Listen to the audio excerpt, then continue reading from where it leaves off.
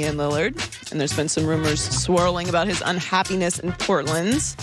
And many teams have decided to take the where there's smoke, there's fire approach to discuss potential trade deals with Dame. And one of those teams is Golden State, according to Anthony Slater of The Athletic. He said, would the Warriors get involved? Yes, they'd make a call and have already internally discussed the idea, as I'm sure most contenders have, considering the rise of smoke out of Portland. If the Blazers decide to trade Lillard, a complete rebuild seems like the wisest path. And there are many better rebuilding trade packages dangling out there right now. So the proposed package would be James Wiseman, the 7th and the 14th pick in the upcoming drafts, including future first attached to Andrew Wiggins as a salary match filler. No. Now, if there's no way I'm going to have Dame, Steph, and Klay Thompson come back into my building and literally humiliate us. Now, I would do it for Klay Thompson. No, that's not going to happen. There's no way the Warriors give up Klay Thompson. Well, there's absolutely no way I'm going to have Dame, Steph, and Klay come into my building. No, and I get Andrew Wiggins and some kid from Creighton. I'm not doing it. If the Warriors were in the East and Dame asked out, because Dame is the one who has to pull the trigger on all of this. If Dame says I want to be traded, and the Warriors were in the East, to their point that this is probably the best trade package you're going to get. You're getting the 7th and the 14th pick, future first, and 2 players. I'm not giving you a superstar and getting Andrew Wiggins and college guys. Now, if you give me both lottery picks and Klay, I'll do it. By the way, if you could argue Klay is coming off of 2 injuries. I mean, I think Klay is going to be fine. But at least I feel like I get a shooter. I got C.J. McCollum. I got 2 lottery picks. I'll be better defensively. Like, I think Klay's going to be fine. I think his body, he'll be fine. But there's no way, especially in the West. I mean, they just can't do it because it's in the West. I agree with you there. No way I can do it. But if they were in the East, this is a nice package for Dame if he wanted out. Now, they've said that he's not available, and Dame has not said that he's denied asking to be traded. So this is just more of they are perennially disappointing.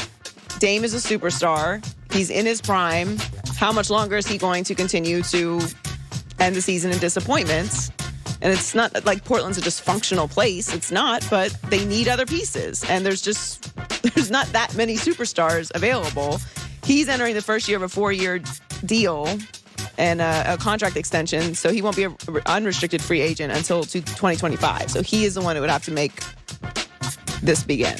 So Ben Simmons has been a hot topic of trade conversation, and it's definitely going to continue to get hotter. Charles Barkley has never been one to hold back.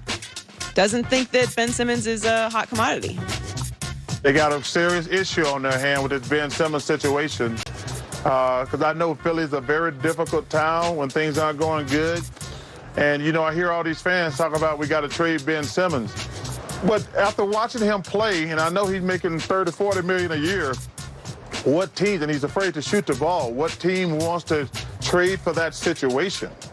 There was a report this morning from Shams Charania that the Sixers have opened up trade conversations regarding Simmons and have engaged with teams. I think Golden State works. They've got 2 elite shooters. They could use size. Wiseman doesn't fit.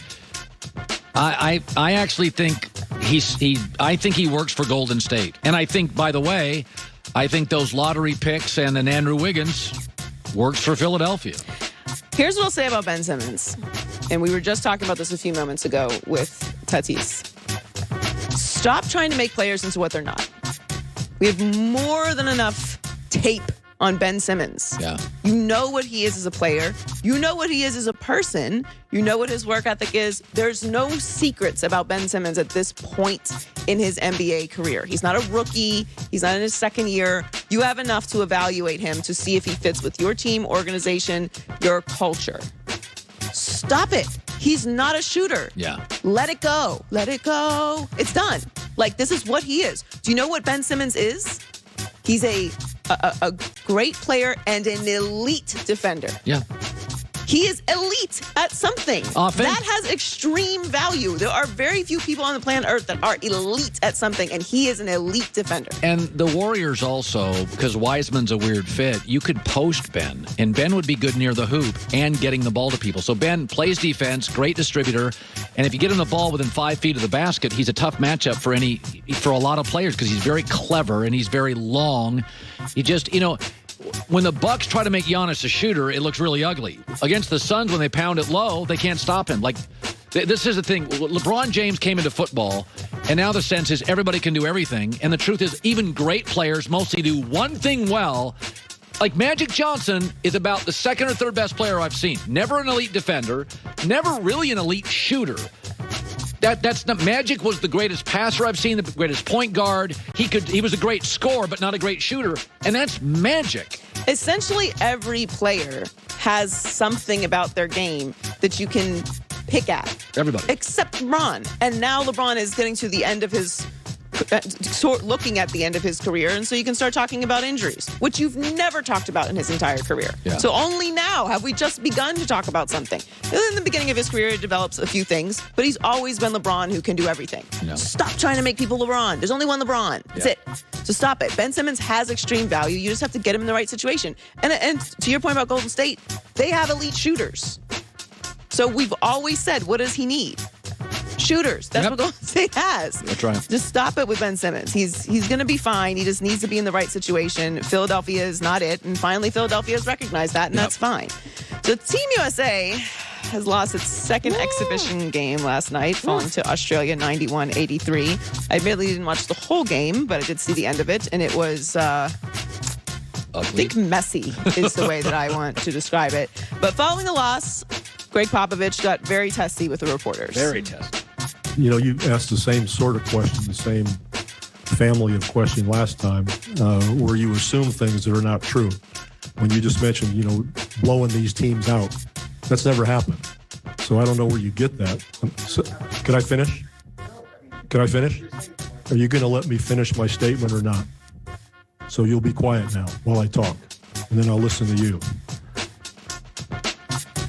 Oh, Popovich. Listen, it's called Google. You should be beating these teams. Let's move past that. Well, I would agree with him on the point that it does feel a little disrespectful to the other teams to assume that we should be blowing everybody out by 50 points. So I'm with him there. In general, you know how Popovich is. He's going to respond to the reporters. So that's what he does. And we have all accepted that this is what he does and that it's appropriate or whatever. But I don't want to overreact to it. It is exhibition games in Vegas. But I do think it's something. Yeah, I mean, listen, Chris Broussard, it's a weird team. So you got Bradley Beal. Is he really focused? He's part of trade rumors. Dame's part of trade rumors. KD's a talent. He's not necessarily a natural leader. You don't really have a rim protector. And so it's thrown together. A lot of guys didn't want to play. You're asking them to figure...